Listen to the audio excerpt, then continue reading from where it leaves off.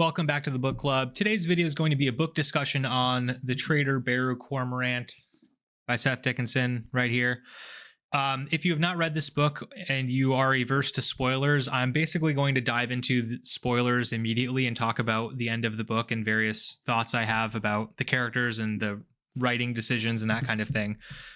So if you're looking for something spoiler free about the book, I have a book review posted on my channel. If you've already read the book or you don't care about spoilers and you're interested in my my deeper thoughts about some of the various things that happen in this book, keep watching because I'm going to dive into it right now. So the ending of this book, you learn that the Traitor Baru Cormorant doesn't mean that she's a traitor to the Empire of the Mask or the Masquerade or whatever because she decided to join the rebellion on this island. You actually learn that she was a traitor to all these dukes and duchesses that she befriended over the year of her campaign and then stabbed in the back brutally. And I think understandably a lot of people were tricked by this in the end. You know, they thought that Baru had changed maybe and was willing to actually be part of this empire. But last night I put the book down. So I just finished reading it this morning. Last night I put the book down about 300 pages in, about 75% of the way. And I was thinking, like, what's the ending going to be? Like, what's the twist going to be? I figured that I had a few theories. So one of them was that I already forget the guy's name. One of my problems with this book is the characters are all so forgettable that 6 hours later, like, all the names are gone. But Feralt, or whatever his name was, the like original merchant guy that sort of raised her up as a savant and all this stuff, I thought that maybe he was going to come back and be like, oh, hey, thanks for doing all the hard work for us. Like, you know, you got this rebellion under control. And now we're going to cut it off at its head. You know, it's all good, which was almost what happened. But Baru was actually part of it. But I think that, like, if you really introspect about what Baru wanted the entire time, all she wanted was for her island to become a thing again, basically. Like, her island of Terranoke or whatever it's called, Terranoke is how I was reading it. Her goal is, like, to restore Terranoke, and to do that she needs to become part of the empire. She needs to go to their capital. She needs to take them down from the inside. So with that in mind, what motivation does she have to become queen of some other continent of Arduin? What purpose does she have to actually do that? How does that get her any closer to her goal? Like, is she going to wage war against the Masquerade from, you know, this continent that almost got taken over by them? You know that they're, oh, my dog chasing my cat. You know that their naval force is insufficient compared to the Masquerade. The Masquerade has better armies than them and all this stuff. Like, it's only a matter of time before the armies of the Mask are just sent in full force to this and just, like, destroys everybody on the continent if they really wanted to. So with that thought in mind, like, I sort of went to bed last night thinking there's absolutely no way that this book ends with, like, Baru being queen of these people. She's either being tricked by the inner circle of the Masquerade into doing this, or she's willingly part of that inner circle and is still doing this. And it turned out to be the latter, of course. She you know, knew that what they needed her to do was to lead a rebellion so that she could be the one to betray them and you know, cut the rebellion off in one fell swoop. And that's exactly what ended up happening. So I wasn't, like, blown away or extremely surprised that this happened, because if the character is as cold and as calculating as she is, and she only cares about her own island, then, like, why care about the dukes and duchesses of this other land? Why be a queen of them?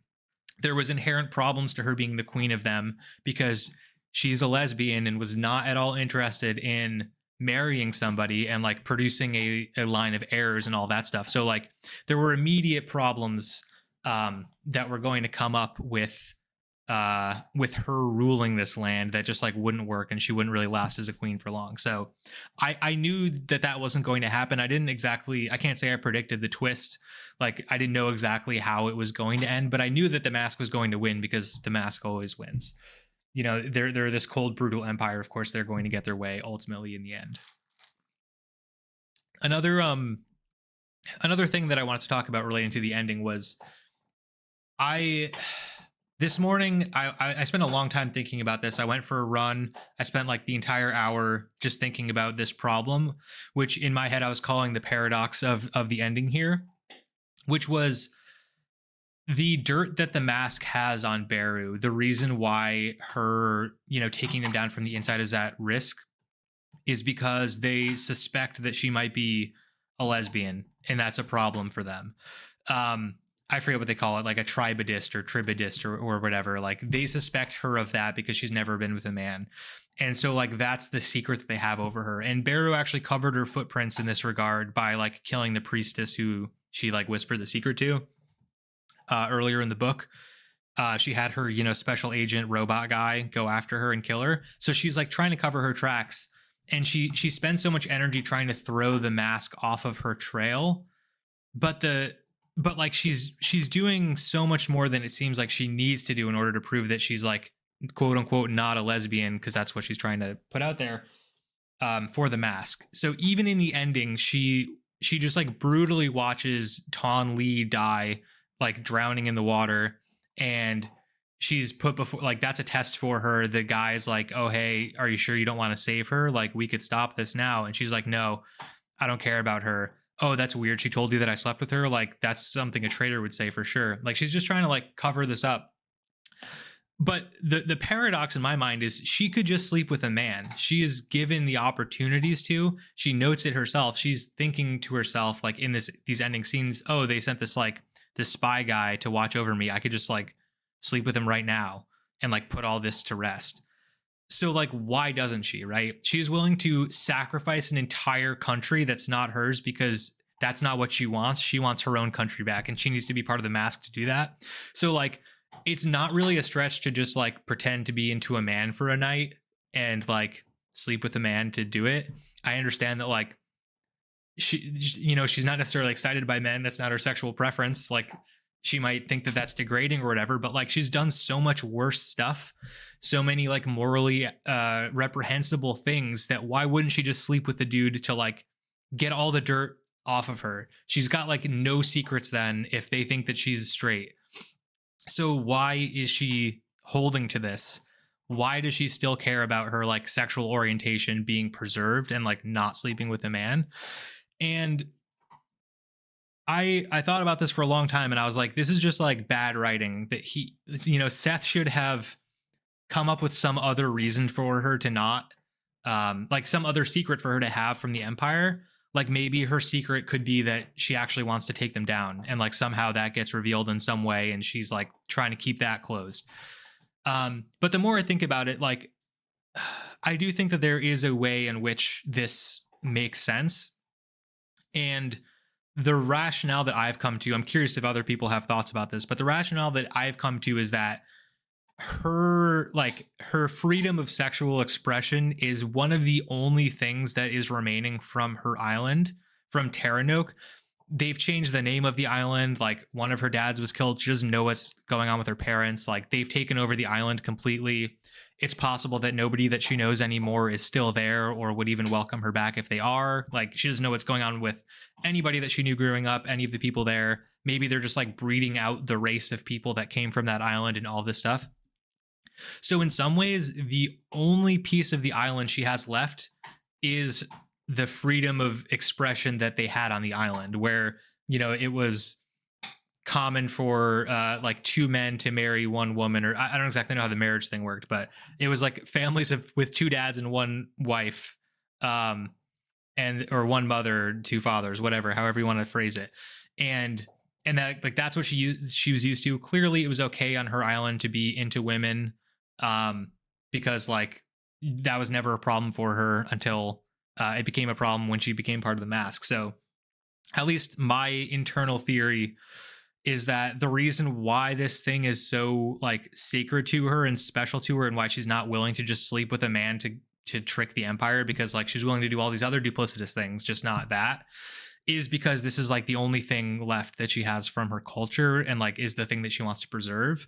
And so she's willing to go through this like, journey with the risk that she'll be found out as unhygienic and into women, and eventually get killed for it. But she's willing to do that because she doesn't want to let go of like the last piece of her upbringing that she has left. Like, the one of the few things that she can remember about her island is like, some sort of freedom of expression or whatever. I don't know if I'm like reading way too far into this. That's kind of the thing that I like to do. But that was like one of the biggest questions I had when finishing this book, was just like why she chose to just, hide this fact and why this was her secret over anything else. Um, it's just like what I I'm very curious if other people have like alternative theories about this as well. Maybe there's like something else that I'm missing that she had said earlier on that would be more of a reason for her to like keep her, her sexual pride, um, and like keep herself sacred in that way. Because like, again, she's like she's a psychopath. She's crazy. She's willing to manipulate so many people and have them all killed just to like get her way. So you would think like she could just sleep with a dude to get her way too, right? Like she can just easily get out of the situation. The mask has nothing on her and she can freely rise up to the top. But she doesn't want to do that. And she's like purposely making that decision. And also I have to say, like, I think Seth Dickinson's a smart writer. So I don't think that he just like chose this willy-nilly. I think there was probably some intention.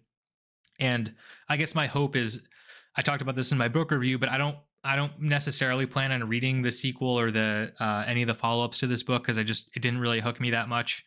I as much as passionate as I am talking about this, I'm not that interested in learning more, but I am curious, if this topic is explored more in those books at all. I'm sure her being a lesbian comes up many, many times, but I'm wondering if like her choosing that as her secret and not making, like, if she explores within herself why she's not sleeping with a man just to get this off of her back, if that ever comes up again or not. um it's I'm wondering if that comes up at all, or if maybe we just have to assume that this is just who she is and for some reason this is where her moral boundary lies. And like she's willing to do genocide and eugenics and all that other stuff, but like sleeping with a man, that's too far. I don't really know, but that's like the main thing that I want to talk about with regard to the ending, because that was like the part that I had the biggest struggle believing. It sort of like took me out of it because I was like, I don't get why she's just I didn't understand why she wouldn't just make the sacrifice, as she sacrificed so much more, just to become like part of the empire. But yeah, again, curious if anybody else has other thoughts. There's probably more things that I can talk about with this book, but honestly, like one of my problems with the book is that so much of the things that happened within the middle of the book are forgettable and ultimately didn't really matter that much. Like where we ended, the whole like situation with the dukes and duchesses, like, is kind of irrelevant at the end of the book, which is fine. But like, also, I've already forgotten most of the dukes and duchesses names. I actually forget the name. It was Arduin, right? I keep forgetting the name of like the continent that they were on, but there's something to the way that Seth writes things where he's able to write these like very powerful phrases. Like, I was actually just looking through the beginning of the book, and there's like a quote at the very beginning of the book that I think is actually like pretty powerful. Let me find it real quick. Right. So the beginning of the book says, "A promise. This is the truth. You will know because it hurts." That's like, when you think about that, that kind of, that hits you deep. You're like, wow, what does that mean? That's profound. That's deep. So there's a lot of deep, profound statements throughout the book. There's also just a lot of like, he was the lord of cattle and we need his wood. And I'm just like, I don't give a shit. I'm sorry. Like, I don't care that the Duke of Thornbushes is like being annoying, and oh wait, he's also single, so maybe he'll marry you, and like whatever. There was just so much stuff that happened in the middle where it was all just like political intrigue and maneuvering of resources and all this stuff that I think maybe Seth had a life as an imperial accountant one day himself, and that's why he's so able to write about these things. I think he probably did a good job writing about them. I just like I'm just not that interested in reading about them or like recalling them. I felt like just so much of the middle of the book was talking in circles about like, oh, well, they need the Duchess of the place that starts with an N, and I don't know how to say it in my head, but it was like Ney something. They need this Duchess on their side, but oh, she has these other two lovers and they're not interested in us and blah, blah, blah. And like, they just keep mentioning that over and over and over again. And it's not until the very end of the book or towards the end of the book where they finally meet up with her and they're like, oh, well, let's just kill her. Fine. We'll just like kill them all. And it just like so many things that happened throughout the book just like didn't matter at all because, the Empire got their way.